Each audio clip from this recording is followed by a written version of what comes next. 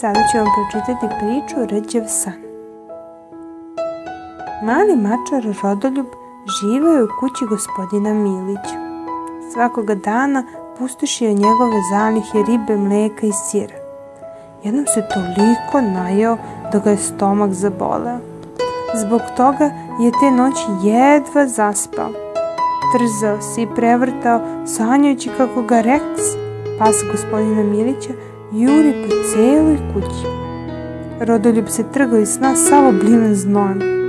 Sljedećeg dana opet je bio halapljiv i ponovo se prejao. I te noći je ružno sanjao. Kada je sljedećeg jutra otišao u kuhinju, video je da Rex čuva hranu. Zato nije mogao da se najede ribe i napije mlijeka.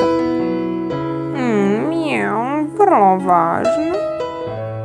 Danas ću jesti lešnike i borovnice.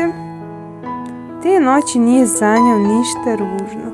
Zato je odlučio da se više nikada ne preda pred spavanje.